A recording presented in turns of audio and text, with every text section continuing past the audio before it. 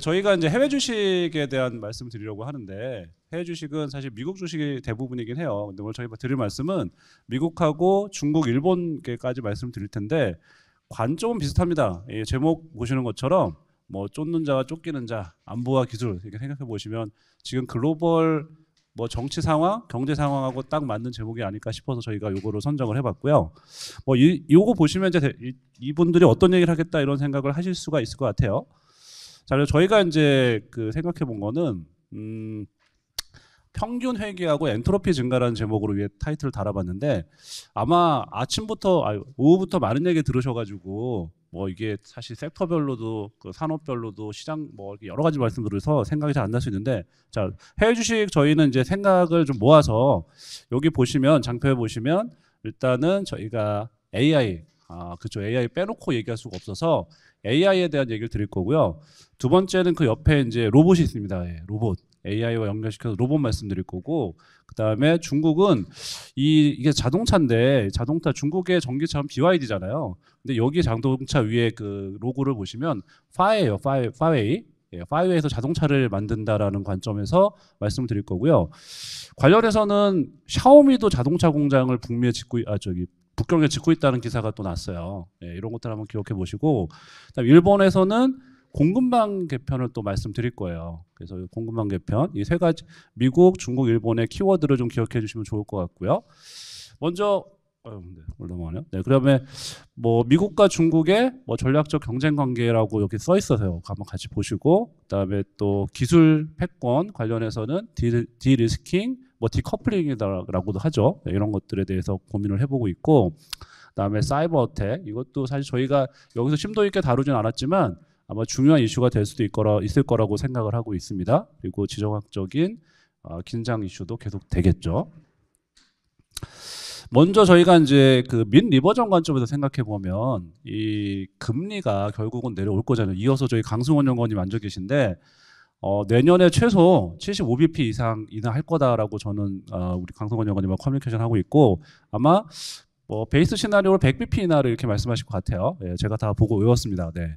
그리고 금리를 인하할 텐데 5월이나 6월 정도 인하할 거다라는 건데 어제도 사실 인플레이션 얘기 나오면서 0.1%포인트 차이로 3.1 예상했는데 3.0 나오고 3.7 예상했는데 뭐 3.6 나오고 뭐 이러니까 이제 갑자기 저기 시장이 금리가 막 떨어지면서 기술주가 오르잖아요. 야, 그런데 여기서 금리마저 내려봐요. 기술주 막 날아가지 않겠습니까? 라고 생각을 해보고 있어요. 희망회로를 막 돌리는데 오른쪽에 보시면 미국의 시가총액 상위 7개 기업들이 있죠. 이들 기업들이 기술 기업들이 있는데 여기가 사실 주가가 다 오른다라고 말하기는 어렵지만 앞에서 말씀드렸던 로봇이나 아니면 AI나 관련돼서는 충분히 다시 시장을 주도할 거다라고 생각을 하고 있고 그 근거는 금리 인하 사이클에 들어간다는 점에서 성장주의 랠리가 다시 될 거다 이렇게 생각을 하고 있습니다. 두 번째 고민하고 있는 거는요. 사실 이게 앞에서 이제 지정학적 리스크 얘기를 아마 많이들 하셨을 거예요. 전략 쪽에서도 하고 경제에서도 하고 좀 이따가 이제 FIC 쪽에서도 하실 텐데 저희는 종합해 보면 그래서 뭐 어쩌라고 하면은 네, 미국의 재정이 걱정된다. 이걸로 생각을 하고 있습니다. 네, 물론 이제 전쟁이라든가 이런 것들이 있으면 안 되지만 이런 문제 때문에 결국은 지금도 올해 같은 경우가 미국의 재정 적자가 1조 6천억 달러 정도로 예상을 하잖아요. 예, 보시면 코로나 때는 한 3조 달러 이렇게 갔었어요. 많이 떨어지긴 했지만 코로나 이전보다도 2배 이상 높은 재정 적자를 보일 거고 자, 그럼 뭐가 걱정이 되느냐? 미국의 재정이 걱정이 되면 요새 막 하고 있는 IRA다, 칩스다, 뭐 인프라 투자다 이런 것들을 이걸 제대로 할 수 있을까? 라는 생각을 하고 있어요. 그게 뭐 안 된다라고까지 얘기하기는 어려운데 거기에 또 내년 대선 있잖아요. 그럼 공화당하고 민주당하고 또 이게 또 입장도 다르고 어떤 것들은 공동으로 추진하는 것도 있지만 또 어떤 것들은 정치적인 이해관계가 달라서 뭐 태클을 걸 수도 있고 그런 부분들이 오히려 이런 지정학적 리스크가 커지고 이런 문제들은 미국의 재정 부담으로 오면서 그런 이슈로 이어지지 않을까라고 생각을 하고 있습니다. 자, 그래서 저희가 집중하고 있는 부분 첫 번째 주제로 가려고 하는데 AI 관련돼서는 저희가 올해도 사실 너무나 많은 얘기들이 있었고요. 여기에 준비된 그 자료에는 이제 보면 애플부터 마이크로소프트, 구글, 뭐 아마존, 엔비디아, 메타, 테슬라까지 이 시가총액 상위 7개 빅테크 기업들이 전부 다 AI를 다 하고 있는 거죠. 예. 근데 AI가 뭐 사실 뭐 별게 아니잖아요. 예. 빅데이터도 있었고, 그죠? 결국은 자기네 사업 잘하려고 하면 AI를 안 쓸 수가 없다라는 거 때문에 다 하는 거고, 이 중에 누가 주도할 거냐라는 건데, 저희가 생각하는 거는 뒤에 이제 넘겨보시면 저희 그 유망 종목이라도 소개시켜 놓은데도 대표적으로 말씀드리는 게 마이크로소프트하고 엔비디아를 여기서는 말씀드리고 있어요. 그러니까 상위 7개 기업이 전부 다 하고 있다. AI를 하고 있는데 그중에 그래도 가장 먼저 치고 나가는 거는 좀 짧게 본다. 아니면 지금 당장 너무 좋아 보이는 건 마이크로소프트, 뭐 애플을 제치고 시가총액 1등 할 것 같고 막 이렇습니다. 예, 그리고 엔비디아가 없으면 과연 AI가 될까라는 관점에서는 올해 주가가 많이 올랐지만 내년에도 기대된다라는 점에서 좋게 보고 있어서 이걸 정리를 해봤고요. 자, 그리고 지금 핵심은 결국은 이제 기업들이 투자를 해야 되는데 이게 빅테크 기업들의 캐펙스 추이를 한번 그려봤어요. 미국과 중국 기업들인데 결국 쫓는 자와 쫓기는 자, 결국 투자를 해서 서로 쫓고 쫓기고 할 텐데 캐펙스 증가는 사실 올해는 약간 줄었지만 내년부터 좀 다시 늘어날 거라고 미국 기업들의 주요 기업들의 캐펙스 예상치를 합해보면 이렇게 나오고 있고요. 중국도 미국보다는 완만하지만 다시 또 증가할 걸로 나오고 있습니다. 지금 보여드리는 캐펙스는 뭐 IT뿐만 아니라 뭐 자산에 관한 것들이 다 포함되고 있으니까 다음 장표를 보시면 여기는 이제 그죠? AI나든가 클라우드에 얼마나 투자할 만한 의지가 있느냐 이런 것들을 한 680여 개 기업들 대상으로 지난 7월 달에 이걸 조사를 해봤더니 이렇게들 다 높게 결국 한 80% 90% 정도는 뭐 지금 정도의 클라우드 지출에 대해서 유지하거나 증가시키겠다 이렇게 대답을 하고 있고요. 그다음에 이게 AI에 대한 예산도 아주 심각하게 고민하고 있다. 이미 또 배분하고 있다. 이렇게 응답한 비율도 상당히 높게 나오고 있어요. 그러니까 결국은 그 IT 기업들의 투자는 클라우드와 AI 관련된 쪽으로 갈 거다. 이렇게 저희들은 생각을 하고 있습니다. 그러면 이제 어떤 것들을 봐야 되느냐? 아까도 아마 이게 안재민 연구원이 썼던 그림 오른쪽과 같은 것 같은데 이거는 이제 어도비 거죠. 예, 파이어플라이라고 하는 이제 AI를 접목한 뭐 포토샵에 AI를 더 입히고 뭐 이런 건데 몇 번 해보셨을 거예요. 아마 재미 삼아서 인터넷 찾아가지고 어떤 요건을 주고 그러면 그림을 그려주고 이런 것들을 해볼 수 있다는 건데 이런 것들이 대표적인 AI 소프트웨어 서비스가 될 거고요. 왼쪽에 보시면 이제 코파일럿이죠. 이게 그 가격을 저희가 적어놓은 건데 아마 어떤 기업들은 지금 MS365에 코파일럿을 도입한 회사들도 있죠. 예, 제가 알기로는 막 이제 협상을 하고 있고 계정을 막 받고 있는 걸로 알고 있는데 그 가격을 한번 잘 보세요. 예, 가격을 보시면 MS365 E3 같은 경우가 한 달에 지금 여기 보면 36불이었나요? 제가 아까 숫자를 봤는데 36달러 정도 되죠. 그런데 코파일럿을 추가하면 30달러 추가를 해야 돼요. 예, 우리가 회사 다니니까 MS365 공짜로 쓰고 있는 것처럼 느끼지만 실제는 다 돈 내고 있잖아요. 예, 개인적으로 하려면 다 돈 내야 됩니다. 예, 근데 이것들이 또 코파일럿이 내면 30달러를 추가 내야 돼요. 한 80% 정도의 소비자 입장에서는 비용이 증가하는 거고 마이크로소프트 입장에서는 수입이 늘어나는 거죠. 예, 물론 이거를 그대로 다 받지는 않겠죠. 계정당 뭐 협상을 하겠죠. 예, 어쨌든 이렇게 수입이 늘어나는 소프트웨어들이 나오고 있다라는 거고 이게 잘 돼야 기업들도 돈을 벌겠죠. 네.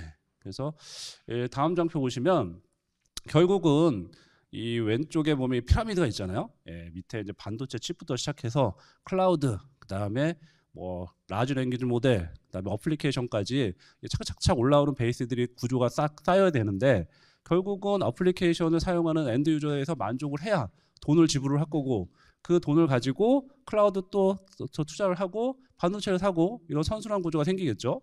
그런 과정에서 클라우드가 중요한 역할을 하는 거는 뭐 다 아시다시피 기업들이 자기가 고정자산을 투자해 놓고 나서 이거를 탄력적으로 대응하기 어려운데 클라우드 서비스 이용하면 그게 다 가능하니까 이걸 하겠다라는 거잖아요. 그런 면에서는 아마 충분히 사용 가치는 커질 거다라고 생각을 하고 있고요. 왼쪽 보시면 결국 이렇습니다. 선순환 구조로 생각을 해야 되는데 AI 서비스가 일단 돼야 됩니다. 이게 제일 중요해서 저희가 마이크로소프트 아까 이제 시작할 때 상위 7개 기업 중에 가장 주목해서 보는 건 마이크로소프트다. 뭐 주가가 좋아서라기보다는 코파일럿이 성공하느냐 안 하느냐에 따라서 AI의 방향성이 크게 달라질 수 있다는 측면에서 그렇게 생각을 하고 있어요. 그래서 AI 서비스가 돼야 되고 서비스가 되면 클라우드에 또 투자가 늘어날 거고 클라우드 투자가 늘어나면 또 반도체에 대한 수요가 늘어날 거고 이 그림으로 갈 수밖에 없기 때문이고요. 반도체 아래쪽에 보면 저희 오른쪽 그림하고 연결시켜서 보면요. 이게 클라우드 데이터 센터 구축하고 하면 결국은 데이터 전송의 속도 문제가 또 발생을 하잖아요. 그래서 이거 또 생각해 보니까 반도체만 쓰이는 게 아니고 네, 어서 오십시오. 네. 반도체만 쓰이는 게 아니고 데이터의 속도를 높여주는 네트워크 장비들도 필요하겠다라고 해서 저희가 아리스타 네트워크스라는 회사를 여기도 추천을 하고 있어요. 뒤에 장표는 다 구비가 되어 있는데 지금은 이게 네트워크 속도 한 100기가 정도에서 활용을 가장 많이 하고 있는데 앞으로는 AI가 되고 더 활성화되면 400기가, 800기가까지도 스펙이 좋아질 수밖에 없어서 거기에 맞출 수 있는 회사들은 수혜를 보지 않을까. 대표적으로 말씀드린 아리스타 네트워크스로 저희가 이제 추천을 드리고 있는 상황인 거죠. 지금 이제 요거는 이제 마이크로소프트 애저 클라우드 분기별 매출액 성장률인데 아마 관심 있게 해외 기업 트래킹 하시는 분들은 클라우드 쪽의 성장률이 얼마인가에 따라서 알파벳이나 아마존이나 마이크로소프트 주가가 왔다 갔다 해요. 예, 그런데 이번에도 좀 괜찮았죠. 29%까지 성장률이 올라왔는데 이게 이제 AI 쪽의 기여가 높아졌다라는 걸 보여주는 거고, 자 이렇게 되니까 저희가 생각하기에는 오른쪽에 이제 뭐 우리 주식시장에서 많이 보는 엘리엇 파동 이런 걸 적용해 봤어요. 그래서 작년 11월 달에 챗 GPT가 출시되고 나서 그러고 나서 이제 1차 파동이 올해 상반기에 있었죠. 막 날아갔잖아요. 그러고 나서 엔비디아가 2분기 실적 발표하고 날 때까지만 해도 괜찮았는데 그 이후로 어떤가요? 잠깐 쉬었잖아요. 지금까지 잠깐 쉬고 있어요. 다시 500불 못 넘고 있고 이런 기간이 조금 이어지고 있는 게 한 내년 상반기 정도까지는 뭐 굳이 파동으로 치면 2파 정도 될 거다 생각을 하고 있고, 그다음에 3파의 상승을 다시 이제 내년 상반기 정도 말부터 예상을 하는 거는 말씀드렸던 코파일럿이 이게 이제 터지기 시작하면 AI에 대한 시각이 달라질 거다 생각을 하는 거죠. 이게 그냥 좋으니까 한다 이게 막연한 게 아니고 기업들의 수익으로 돌아온다, 수익화에 성공했다 이 단계까지 진입을 하면 밸류에이션이 달라지겠죠. 예, 이런 것들 때문에 저희가 AI에 대해서 내년에 한 번 더 상승 기회가 오지 않을까 이렇게 생각을 해보고 있습니다. 자, 두 번째 주제는 이게 저희가 이제 AI 하면은 사실 AI 해서 다음에 뭐 할까? 처음엔 소프트웨어나 이런 쪽에 적용이 되겠죠. 그다음에 뭐 할까 생각해 보면 이거 움직여야 됩니다. 예, 우리 저희 영화 같은 거 보면 영화에 보면 처음에는 뭐 중앙 컴퓨터가 다 제어하지만 그걸 따라 움직이는 로봇들이 막 나오잖아요.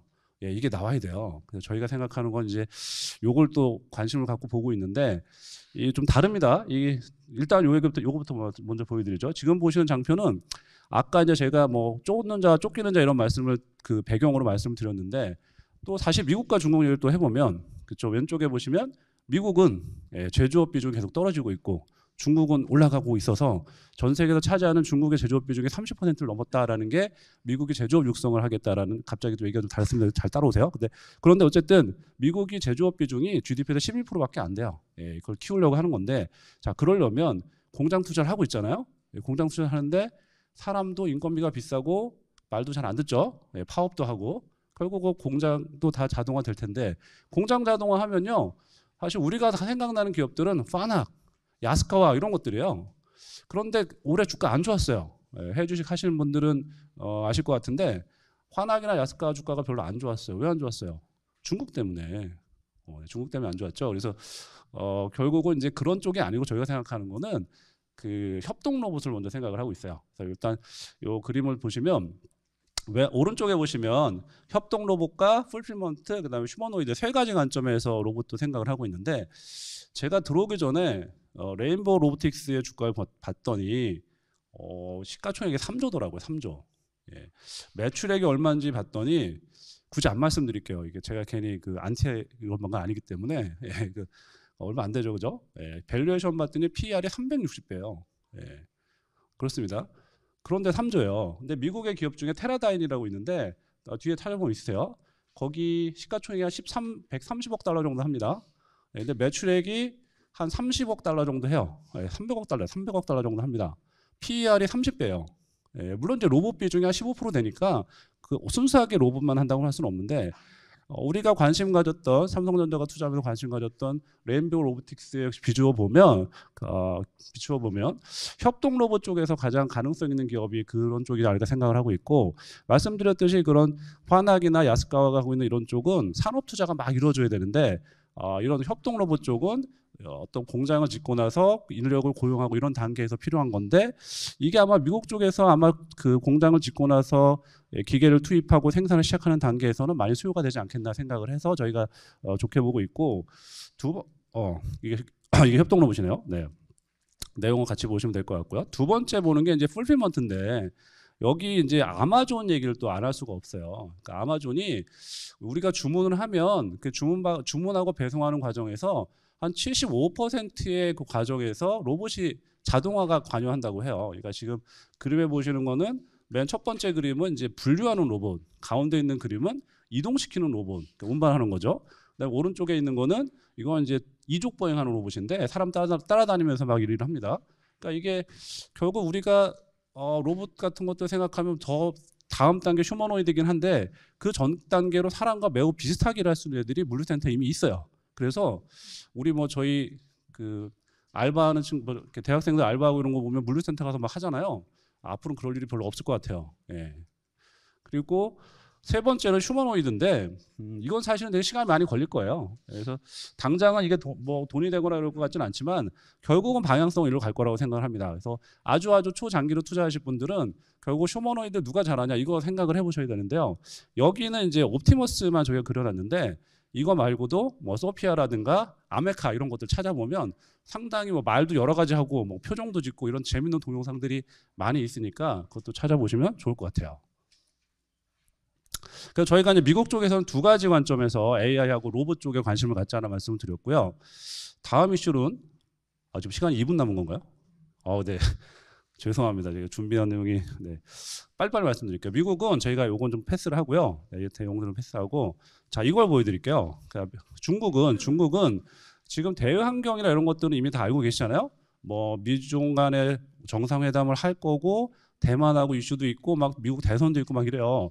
그런데 미국 경기는 사실 부동산 때문에 좋기 어렵잖아요. 자 그래서 결국 저희가 자동차 EV에 집중하는 거는, EV는 뭐냐면 반도체 규제를 해도 차량용 반도체 만들 수 있어요. 그리고 중국은 자동차 시장이 커요. 그리고 수출도 합니다. 그래서 중국이 한 540만 대 정도 자동차를 수출하는데 그중에 220만 대, 40% 정도가 전기차예요. 엄청납니다. 규모가 되게 커요. 그런데 우리가 생각해보면 지금은 BYD나 이런 업체들만 생각하는데, 화웨이가 이미 그 세레스라고 하는 회사와 협력해서 이런 자동차를 내놓고 있어요. 그러니까 우리 애플카, 삼성카, LG 전자에서 만드는 전기차 이런 것들을 상상을 해봤잖아요. 이미 중국에서 하고 있습니다. 그러니까 결국은 이렇게 간다는 거죠. 그래서 지금 당장은 저희가 뭐 미국에서나 이런 데서는 이렇게 이제 애플이 자동차를 만들고 이런 건 아니지만, 중국은 파웨이가 자동차를 만들면서 먼저 치고 나가고 있고, 앞서 제가 뉴스 하나 말씀드렸지만 샤오미도 북경에다가 전기차 공장을 짓고 있다는 거죠. 할 겁니다. 그래서 관련된 기업들을 좋게 보고 있다는 말씀을 드리는 거고요. 끝으로 일본 쪽은 여기도 이제 중국 미국 관계를 또 말씀을 또 드려야 되는데, 자 일본의 수출을 봤더니 일본의 수출에서 차지하는 중국 비중은 22%에서 한 17%로 떨어졌어요. 그다음에 미국으로 수출하는 비중은 오히려 18%에서 20%로 올랐어요. 그러니까 일본의 수출 파트너 중에 중국의 중요도는 떨어지고 미국의 중요도는 커졌다라는 걸 이미 뭐 그럴 수 있다고 생각을 할 수 있는데, 제가 생각해 보니까 중국 경기가 안 좋아서 그런 것도 있는 것 같아요. 어쨌든 그렇지만 비중은 바뀌고 있다. 뭐 이게 뭐 미국이 중국을 견제하는 것도 영향을 주는 것 같고요. 그다음에 일본 내에서도 뭐 일본도 보면 일본 기업들이 일본 내 설비 투자를 늘리고 있다는 것도 중요한 포인트 중에 하나입니다. 자, 이런 관점에서 보고 있고요. 두 가지죠. 일본은 지금 산업 정책 측면에서는 이제 과학기술 강국으로 가겠다 해서 하이테크에 투자하고 있는 거, 이게 EV나 반도체나 뭐 소재나 이런 것들이고요. 그다음에 또 하나는 YCC 정책 변화잖아요. 그래서 금융 정책의 변화, 두 가지를 가지고 얘기를 하고 있는데, 두 개 다 보면 결국은 저희가 생각하기에는 일본에서도 전기차라든가 아니면 반도체, 소재 이런 쪽에서 좋은 투자 전략이 나올 것 같고, 은행 쪽도 괜찮을 것 같아요. 그래서 은행 쪽도 계속 금리 올라가면서 이익이 늘 것 같고요. 또 한 가지 관점은 네, 배당 이런 것들, 자사주 매입. 여기가 일본의 PBR이 한 배가 안 되는 기업들이 프라임 시장 기준으로 해서 한 50% 절반 정도가 PBR 1배가 안 돼서 일본 거래소에서 계속 그거 저기 기업 가치 올리라고 얘기하고 있거든요. 이런 것들도 일본 기업, 일본 주식 사시는데 좀 참고를 해야 될 상황인 것 같고, 니케이는 저희 네, 예상은 내년 상반기에는 3만 1,000엔까지, 그 다음에 3만 4,000엔까지, 내년 하반까지 보면 한 3만 6,000원까지 올라갈 거다 이렇게 예상을 하고 있습니다. 시간이 다 돼서 네, 이 장표가 제일 중요할 것 같습니다. 이거 보시면 저희가 앞서서 말씀드렸던 추천 기업들을 다 여기다 적어놨어요. 보시면 각 테마별로 ETF도 있습니다. 그래서 ETF까지도 소개시켜 놓고 있으니까 이 장표만 잘 잘라서 네, 책상에 붙여 놓으시고 있어도 될 것 같아요. 네, 책자는 그좀 보관하기 어려우니까. 네, 저희는 여기까지 말씀을 드리고요. 시간이 그렇게 많지는 않아서 좀 아쉽습니다만 혹시라도 저희한테 또 추가적인 정보라든가 이런 것들이 필요하시면 연락을 주셔도 좋고 또 부르시면 찾아가서 또 자세히 설명드리도록 하겠습니다. 네, 남은 시간도 네, 유익한 시간 되시기 바랍니다. 네, 감사합니다.